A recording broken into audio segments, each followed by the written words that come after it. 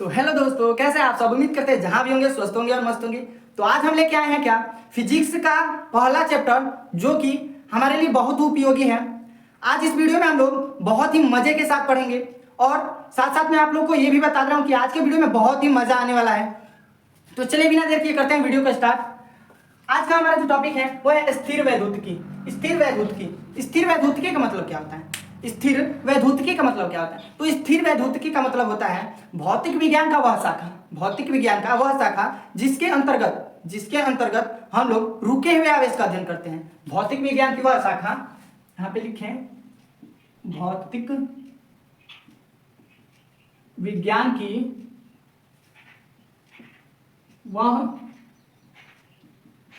शाखा जिसके अंतर्गत रुके हुए आवेश का अध्ययन किया जाता है, यानी हम लोग इसको शॉर्ट में बोल सकते हैं क्या कि रुके हुए आवेश का अध्ययन, रुके हुए आवेश का अध्ययन। हम लोग इसमें दो चैप्टर देखेंगे।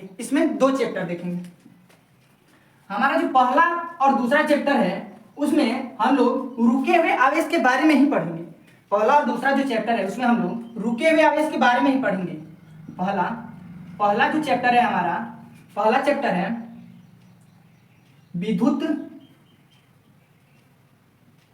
आवेश तथा क्षेत्र, विद्युत आवेश तथा क्षेत्र। दूसरा हमारा चैप्टर है जो है दोस्तों, वो है दूसरा चैप्टर, वो है विद्युत विभव तथा धारिता। इन दोनों चैप्टर में हम लोग रुके हुए आवेश के बारे में ही अध्ययन करेंगे। तो चलिए शुरू करते हैं हम लोग आज पहली वीडियो में पहले चैप्टर के साथ, और पढ़ेंगे एकदम मजे के साथ, ठीक है।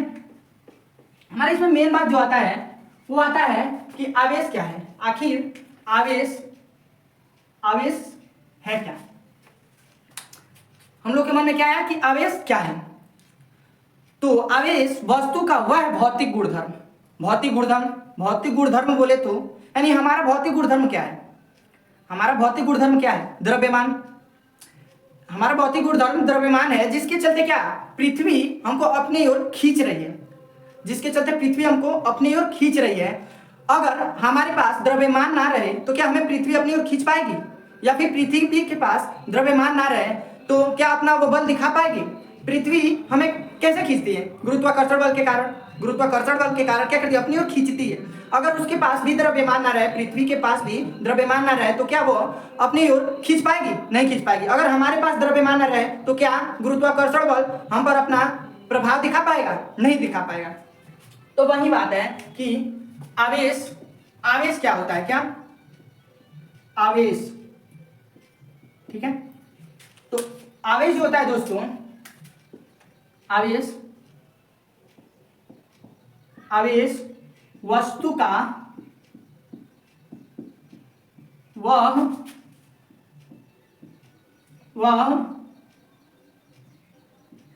भौतिक गुणधर्म है जिससे वह विद्युत तथा चुंबकीय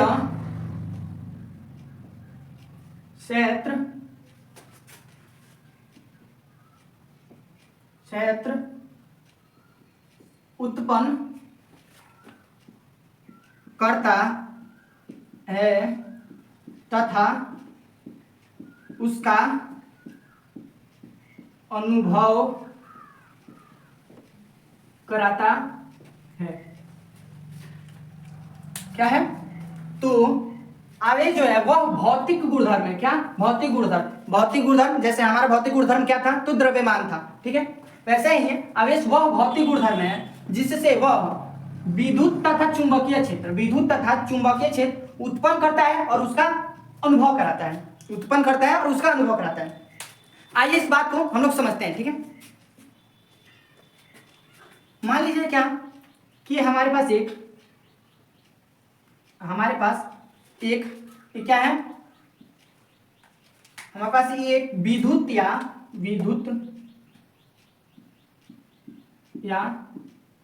चुंबकीय क्षेत्र है। हमारे पास ये क्या है? विद्युत या चुंबकीय क्षेत्र है। अगर यहां से हम लोग एक अनावेशित वस्तु को गुजारते हैं, तो क्या होगा? अनावेशित वस्तु पे कोई प्रभाव नहीं पड़ेगा और वो क्या होगा? सीधे चला जाएगा। अनावेशित वस्तु को यहां से गुजारते हैं, अनावेशित वस्तु को यहां से अगर हम लोग गुजारते हैं तो उस पर कोई प्रभाव नहीं पड़ेगा और वो क्या होगा?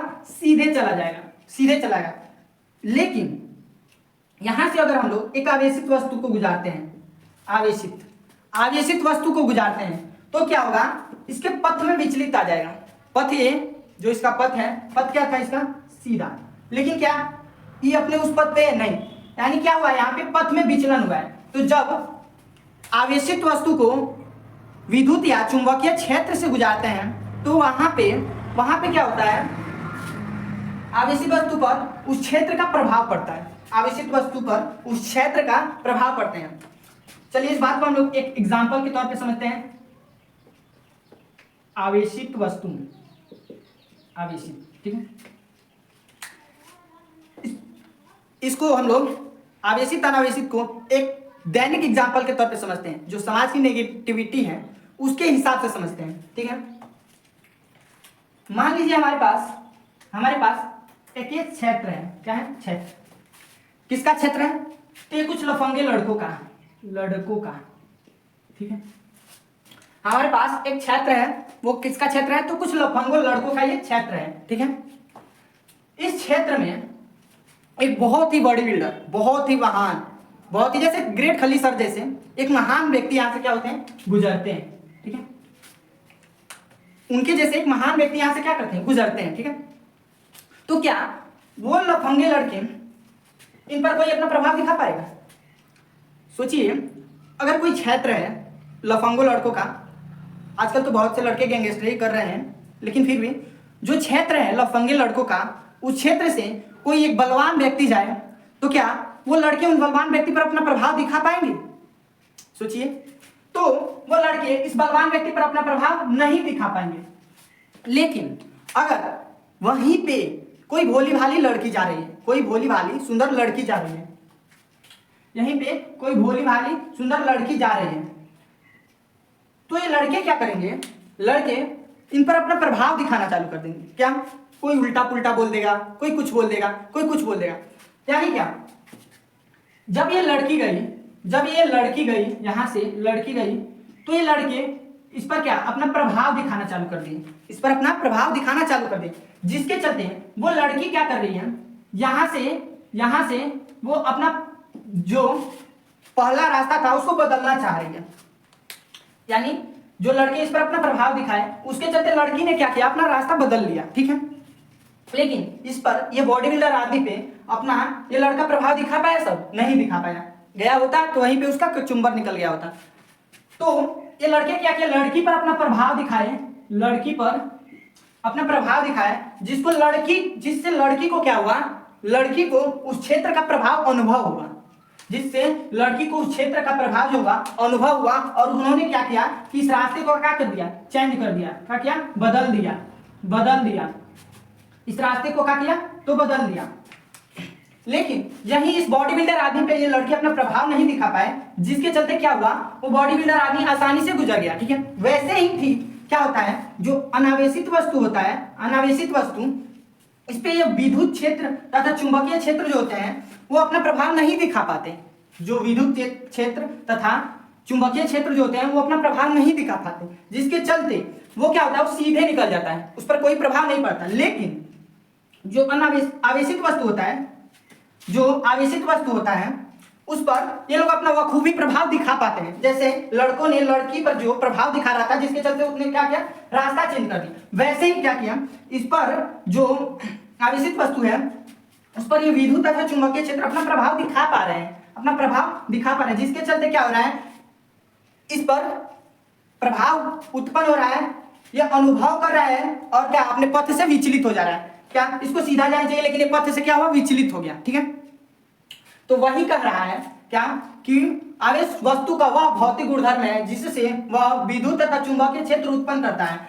ये जो विद्युत तथा चुंबकीय क्षेत्र उत्पन्न हुआ था, विद्युत तथा चुंबकीय क्षेत्र उत्पन्न हुआ था, उसमें जब आवेशित वस्तु गया तो क्या हुआ, प्रभावित हुआ। उसमें जब आवेशित वस्तु गया तो उसने अनुभव किया, क्या उस क्षेत्र का अनुभव किया, और क्या हुआ, उसने अपने पथ से विचलित हो गया। क्या किया, पथ से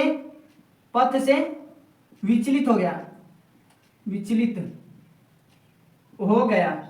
ठीक है, आप लोग शॉर्ट नोट्स बनाते चलिएगा मेरे साथ ही। ठीक है, तो उसने कहा कि अपने पथ से विचलित हो गया। ठीक है, उम्मीद करते हैं यहां तक समझ में आई होगी। अब हम लोग देखते हैं क्या, आवेश के प्रकार, आवेश के प्रकार, इसका स्क्रीनशॉट ले लीजिए। चलिए अब हम लोग देखते हैं आवेश का प्रकार। आवेश जो होते हैं वो कितने प्रकार के होते हैं। ठीक है,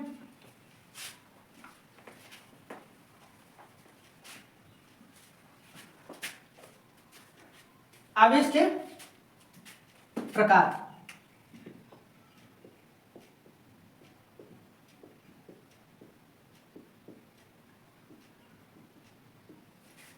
अब आवेश का जो प्रकार होता है, आवेश दो प्रकार के होते हैं। आवेश जो होते हैं वो दो प्रकार के होते हैं। कौन कौन, एक तो धनावेश, धनावेश, इसको प्लस चार्ज भी बोल सकते हैं, प्लस चार्ज। दूसरा ऋण आवेश, ऋण आवेश, इसे माइनस चार्ज भी बोल सकते हैं, माइनस चार्ज। ठीक है, अब देखेंगे कि किसी वस्तु पे धनावेश क्यों होता है और ऋण आवेश क्यों होता है। आखिर किसी वस्तु पे धनावेश आने और ऋण आवेश आने का मेन कारण क्या है, मेन रीजन क्या है, उसको देखेंगे। तो धनावेश आने का कारण है इलेक्ट्रॉन की कमी, इलेक्ट्रॉन की कमी, इलेक्ट्रॉन की कमी। और ऋण आवेश आने की जो कारण है वो है इलेक्ट्रॉन की अधिकता, अधिकता। क्या है, इलेक्ट्रॉन की अधिकता। अब किसी वस्तु पे इलेक्ट्रॉन की कमी आने से जो धनावेश, और किसी वस्तु पे इलेक्ट्रॉन की अधिकता आने से ऋणावेश कैसे होता है, चलिए उसको समझते हैं उदाहरण के माध्यम से। ठीक है, हमारे पास एक उदाहरण क्या है, वह है सोडियम। सोडियम, सोडियम को लेके चलते हैं। सोडियम जो होता है, इसमें इसके अंदर कितने इलेक्ट्रॉन होते हैं, वो होते हैं 11। कितने प्रोटॉन होते हैं, वो होते हैं 11। ठीक है, सोडियम के अंदर 11 इलेक्ट्रॉन, 11 प्रोटॉन है। अगर इसका हम लोग इलेक्ट्रॉनिक विन्यास लिखे तो क्या होगा, 2,8,1 होगा।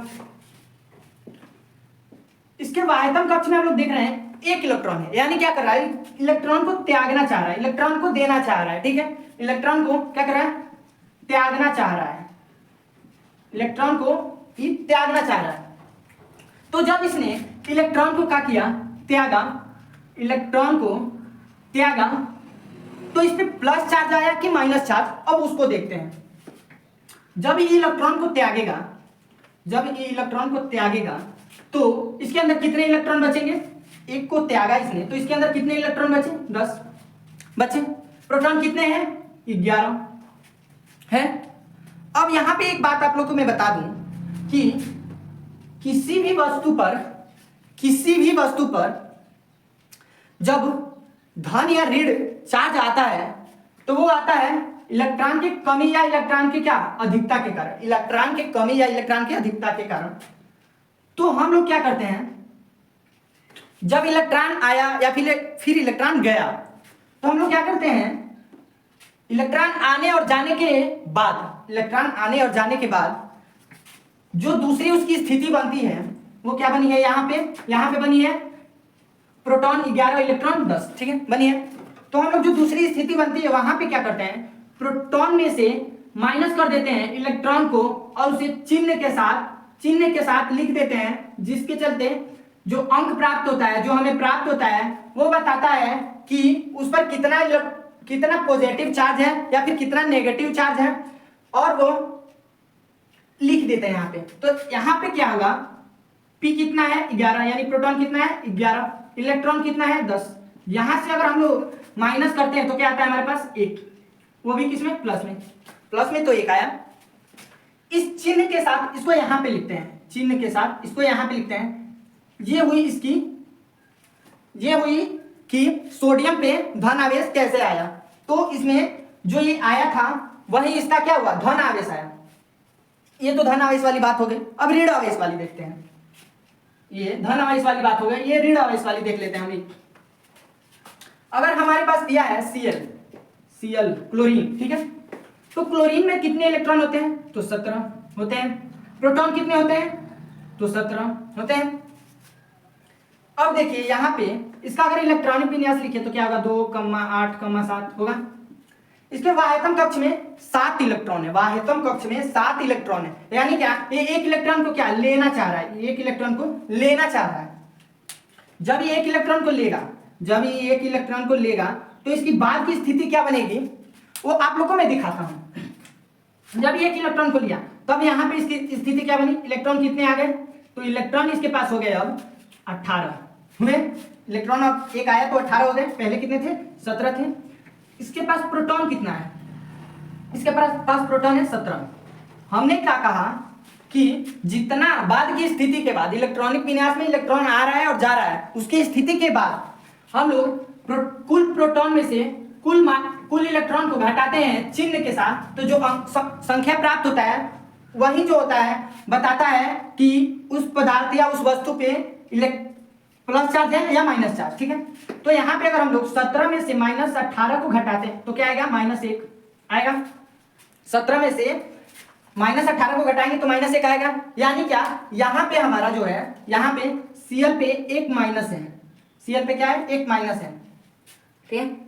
तो अब आप लोग को पता चल गया कि इलेक्ट्रॉन के कैसे कमी के चलते हैं जो होता है वो धन आवेश आता है, और कैसे अधिकता के चलते क्या होता है, वो ऋण आवेश आ जाता है, ठीक है। अब यहाँ पे एक बात और है कि इलेक्ट्रॉन की जो आवेश की जो संकल्पना होती है, सॉरी, आवेश की जो संकल्पना होती है वो होती है इलेक्ट्रॉन के कारण। आवेश की जो संकल्पना दी जाती है, आवेश की जो संकल्पना, इसको मिटाते हैं, ठीक है, आप लोग समझ गए होंगे।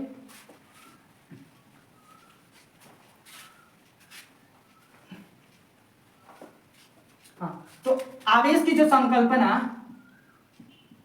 आवेश की संकल्पना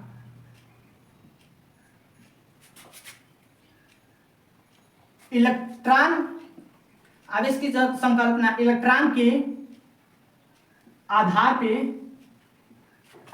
पर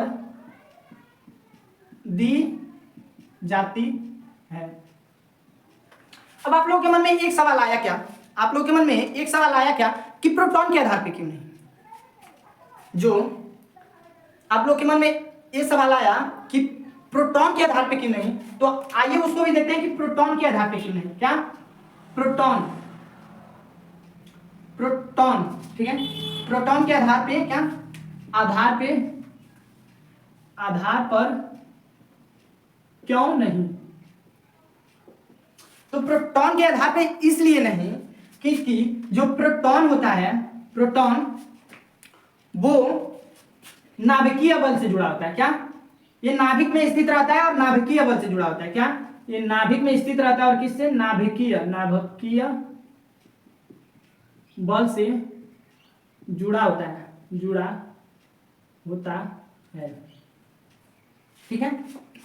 जो प्रोटॉन होता है वो नाभिकीय बल से जुड़ा होता है और नाभिक में स्थित होता है। दूसरी बात इसकी क्या है, वो है एक प्रोटॉन जो होता है उसका द्रव्यमान इलेक्ट्रॉन के 1837 गुना होता है। मैंने क्या कहा कि जो एक प्रोटॉन होता है उसका जो द्रव्यमान होता है वो इलेक्ट्रॉन के द्रव्यमान से 1837 गुना होता है, जो कि बहुत ही मजबूती के साथ अंदर होता है, बहुत ही मजबूती के साथ नाभिक में उपस्थित होता है।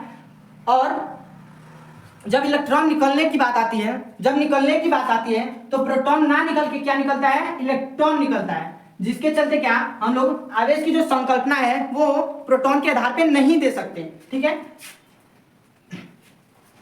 अब आइए एक बात जानते हैं क्या कि आवेश की कोई सूत्र होता है, कोई फॉर्मूला होता है, तो आइए उस बात को भी जानते हैं। ठीक है, तो आप लोगों ने 10th में पढ़ा होगा कि आवेश बराबर होता है किसके, तो धारा गुणे समय के, धारा गुणे समय के, जो कि क्या आवेश की एक सूत्र है, आवेश की एक सूत्र है।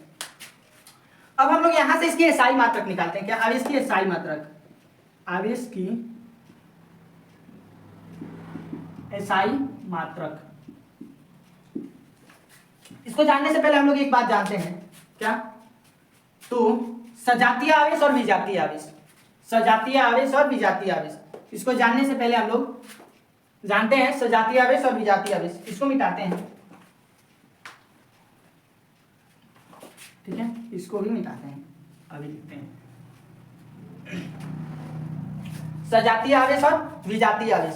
तो सजातीय आवेश क्या होता है, सजातीय आवेश और विजातीय आवेश, विजातीय आवेश। ठीक है, सजातीय आवेश और विजातीय आवेश के बारे में हम लोग जानते हैं। सजातीय आवेश और विजातीय आवेश, सजातीय आवेश क्या होता है, तो प्लस प्लस माइनस माइनस। विजातीय आवेश क्या होता है, तो प्लस माइनस माइनस प्लस होता है। अब हम लोग इसके बारे में जानते हैं, ये जो प्लस प्लस होता है वो कैसे एक दूसरे को प्रतिकर्षित करता है, और जो माइनस माइनस होता है वो कैसे एक दूसरे को प्रतिकर्षित करता है, लेकिन जो प्लस माइनस होता है वो कैसे एक दूसरे को आकर्षित करता है, इस बात को हम लोग जानते हैं। एक बात हमको बताइए आप लोग कि क्या कोई लड़का किसी लड़के से शादी करेगा, कोई लड़का जो है वो किसी लड़के से शादी करेगा, अभी उसको छोड़ते हैं, वो एक समाज के हिसाब से एग्जाम्पल गलत है, उसको छोड़ते हैं। एक चुंबक को लीजिए, क्या चुंबक को, उसको बीच में से तोड़िए, बीच में से अगर तोड़िए, यहां से अगर बीच में से तोड़ते हैं और उसको पुनः वहां पे सटाने की कोशिश करेंगे तो क्या वो सटेगा, चुंबक को अगर बीच में से तोड़ लिए, क्या बीच में से तोड़ लिए,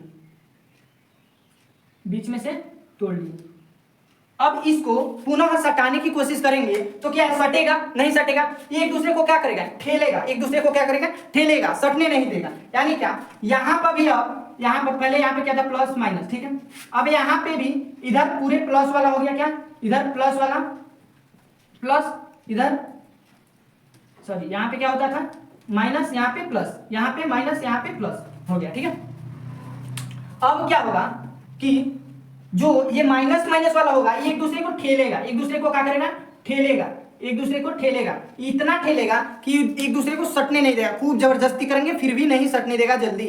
ठीक है, वैसे ही ठीक क्या होता है, जो प्लस प्लस चार्ज होता है वो एक दूसरे को क्या करते हैं, प्रतिकर्षित करते हैं, प्रतिकर्षित, प्रतिकर्षित करते हैं, क्या है करते हैं, एक दूसरे को प्रतिकर्षित। लेकिन वही जब इसको, जब इस चुंबक को उलाटते हैं, क्या इस चुंबक को एक टुकड़े को उलाटते हैं, टूटे हुए टुकड़े को उलाटते हैं, तो ये अपने आप ही क्या करते हैं, आकर्षित कर लेते हैं, क्या अपने आप ही क्या करते हैं, इसको आकर्षित कर लेते हैं। यानी क्या कर रहे हैं, वो एक दूसरे को क्या कर रहे हैं, आकर्षित कर रहे हैं, एक दूसरे को जोड़ रहे हैं। ठीक है, तो जो प्लस माइनस और माइनस प्लस वाला जो चार्ज होता है वो एक दूसरे को क्या करता है, आकर्षित करता है, तो एक दूसरे को आकर्षित करता है। इतनी बातें आप लोग को समझ में आई। अब हम लोग देखेंगे, अब हम लोग जो देखेंगे कि आवेश की सूत्र क्या होती है, आवेश की सूत्र क्या होती है। ठीक है, तो आवेश की सूत्र अभी कुछ देर पहले मैंने बोर्ड पे लिखा था, आवेश की सूत्र हमने क्या लिखा था कि आवेश बराबर धारा गुणे समय, आवेश बराबर धारा गुणे समय, ये था इसका क्या, तो सूत्र था। ठीक है, अब इस फॉर्मूले के माध्यम से हम लोग आवेश की एसआई मात्रक निकालने की कोशिश करते हैं। आवेश की एसआई मात्रक, धारा का एसआई मात्रक क्या होता है, तो एम्पियर, एम्पियर होता है, समय का सेकंड,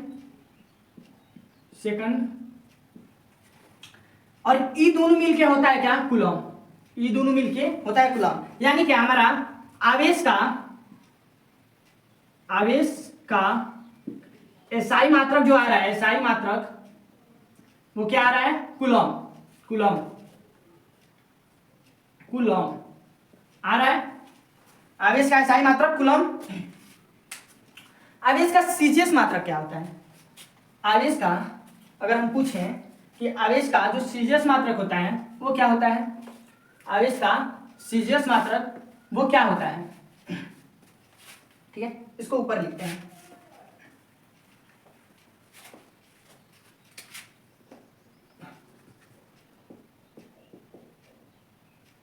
आवेश इज इक्वल टू धारा गुने समय, इसका क्या, एम्पियर, और इसका सेकंड, और किसका हो रहा था, तो कूलम का, कूलम, कूलम का, और ये किसका एसआई मात्रक था, तो आवेश का क्या था, आवेश का एसआई मात्रक क्या था, तो कूलम। ठीक है, अब हम लोग देखेंगे आवेश के सीजीएस मात्रक। तो आवेश का सीजीएस मात्रक जो होता है दोस्तों, आवेश का सीजीएस मात्रक जो होता है वो होता है स्टेट कूलम। क्या, स्टेट कूलम, कूलम, या इसे ही ESU बोलते हैं, ESU। ये ESU का क्या मतलब होता है, तो इलेक्ट्रो स्टैटिक यूनिट। क्या, इलेक्ट्रोस्टैटिक यूनिट। अब जो होता है एक कूलम आवेश में, एक कूलम आवेश में कितने ESU होते हैं, कितने स्टेट कूलम होते हैं, तो एक कूलम आवेश में 3 गुणे 10 के पावर 9, 3 गुणे 10 के पावर 9 ESU होते हैं, ESU होते हैं। आवेश का सबसे बड़ा मात्रक क्या होता है, तो आवेश का, आवेश का, आवेश का बड़ा मात्रक, मात्रक फैराडे होता है। क्या, फैराडे। आवेश का जो बड़ा मात्रक होता है वो होता है फैराडे। और एक फैराडे में कितने कूलम होते हैं, बड़ा मात्रक है तो इसके अंदर ही आते होंगे क्या, कूलम। तो एक फैराडे में, फैराडे को F से लिखते हैं, उसमें 96,500 कूलम होते हैं, 96,500 कूलम होते हैं। और जो एक फैराडे होता है वो 1 इलेक्ट्रॉन मोल आवेश होता है, 1 इलेक्ट्रॉन मोल आवेश होता है, मोल आवेश। खैर इसको हम लोग क्या केमिस्ट्री में पढ़ेंगे, चंदन भैया आपको पढ़ाएंगे क्या केमिस्ट्री में इसको। ठीक है, अब देखेंगे क्या, आवेश का एक और मात्रक होता है अन्य मात्रक। आवेश का अन्य मात्रक वो होता है EMU, electromagnetic unit, electromagnetic unit. ये होता है 1 coulomb is equal to 1/10 EMU। मैंने क्या कहा कि जो 1 कूलम होता है वो बराबर होता है 1/10 EMU के। ठीक है, पहले क्या कि 1 कूलम में कितने स्टेट कूलम होते थे, कितने ESU होते थे, तो 3 गुणे 10 के पावर 9 ESU होते थे। और 1 कूलम में 1/10 EMU होते हैं, 1/10 EMU होते हैं, सॉरी EMU होते हैं। ठीक है, तो इस बात को आप लोग याद रख लीजिएगा। चलिए अब हम लोग बढ़ते हैं कि आवेश का जो क्वांटमीकरण होता है उसके ओर, आवेश का क्वांटमीकरण की ओर। ठीक है, यहां तक समझ में आ गया होगा। इससे पहले हम लोग एक और बात देखते हैं क्या, इससे पहले हम लोग एक और बात देखते हैं, इसको मिटा दें। चलिए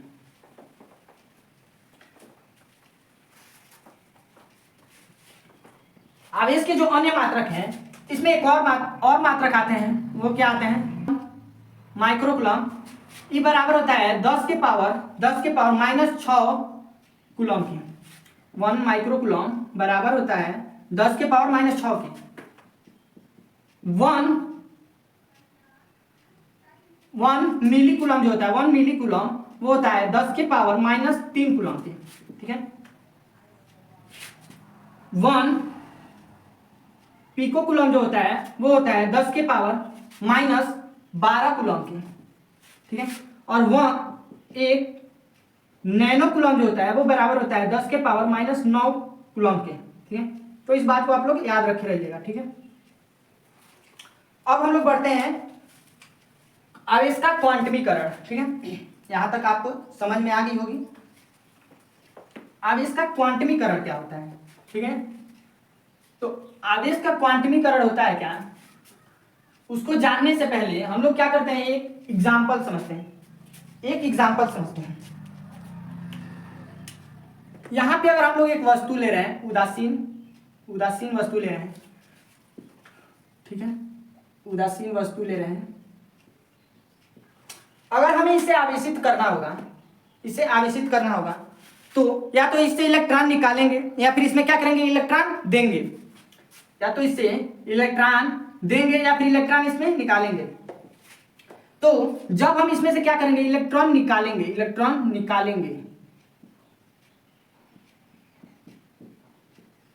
तो जब इलेक्ट्रॉन निकालेंगे तो ये कैसा हो जाएगा, धन आवेशित। जब इलेक्ट्रॉन निकालेंगे तो ये कैसा हो जाएगा, धन आवेशित, ठीक है। तो इसका जो एक फॉर्मूला होता है वो होता है कि आवेश जो होता है उसमें से जितनी इलेक्ट्रॉन निकाली गई है उतनी आवेशों की संख्या जितना इलेक्ट्रॉन निकाला गया उतनी आवेशों की संख्या तथा एक इलेक्ट्रॉन का आवेश। मैंने क्या कहा कि इसमें से जितनी इलेक्ट्रॉन निकाली गई है उतनी इलेक्ट्रॉनों की संख्या उसमें गुना करेंगे एक इलेक्ट्रॉन के आवेश से, तो हमें क्या प्राप्त होगा, आवेश, ठीक है। कुल आवेश की इसमें कितने आवेश है, पॉजिटिव है कि नेगेटिव है, ठीक है। अब जो होता है एक इलेक्ट्रॉन निकालेंगे तो एक, दो निकाले तो दो, तीन निकाले तो तीन, चार निकाले तो चार, ऐसे ही n निकाले तो n हुआ। यानी हमारा फॉर्मूला क्या हुआ, n जो कि क्या है, स्थानांतरित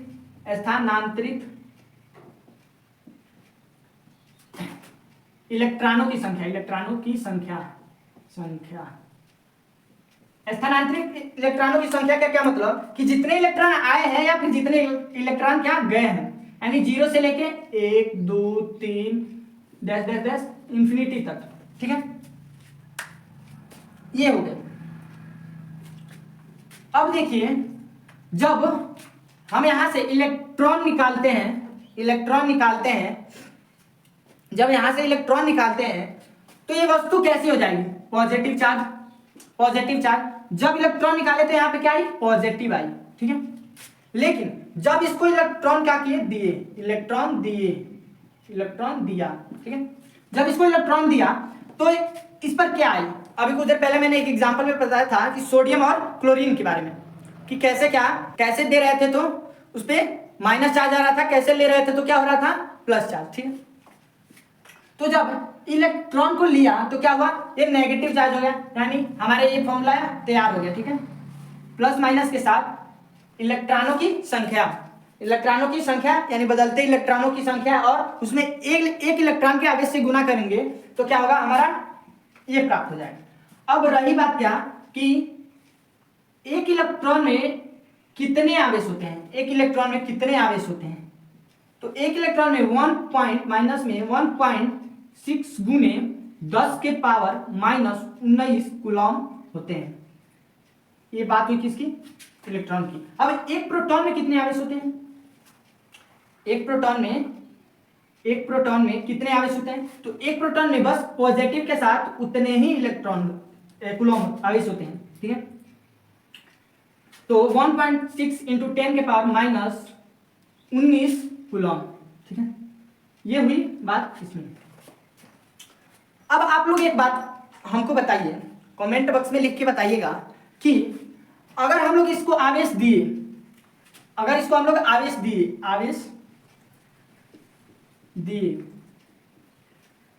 तो क्या इसकी भार बढ़ेगी, अगर हम लोग इसको आवेश दिए तो क्या इसकी भार बढ़ेगी,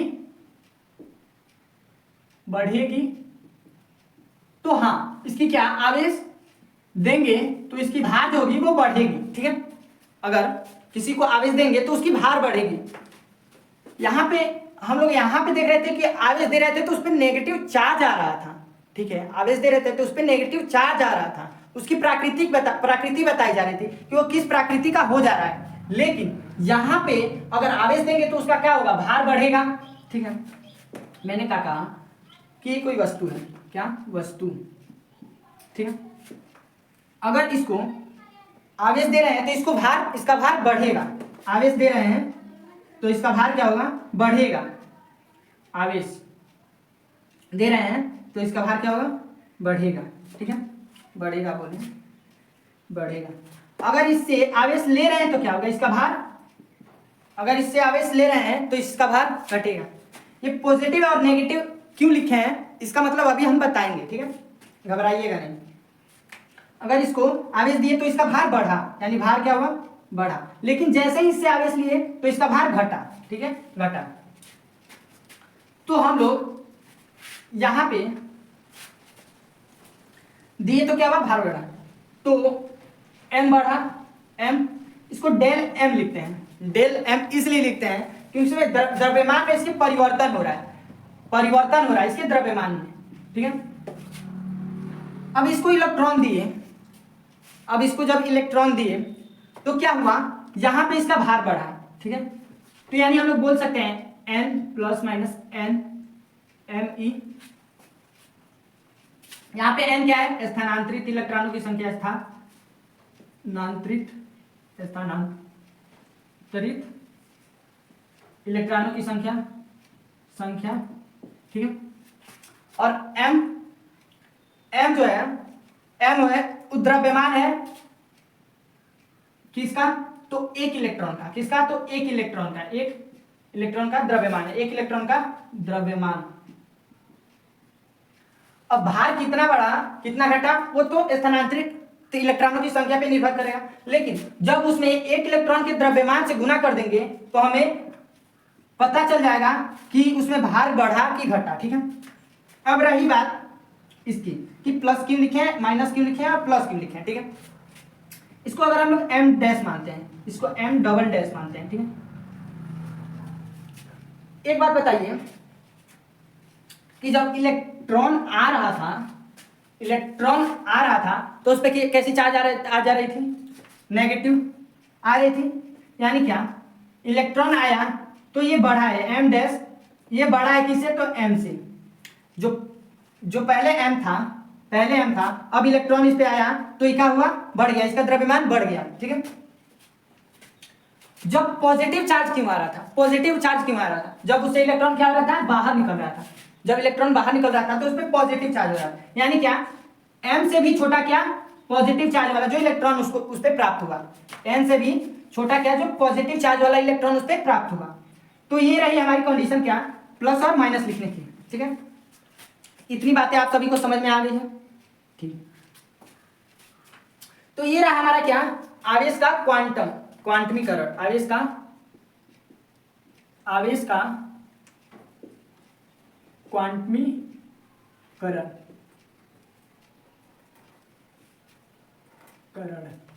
ठीक है। उम्मीद करते हैं यहां तक आप सभी को एकदम अच्छे से समझ में आई होगी। अगर समझ में आई है तो वीडियो को लाइक करिए, सब्सक्राइब करिए तथा अपने दोस्तों के पास शेयर करिए, ठीक है।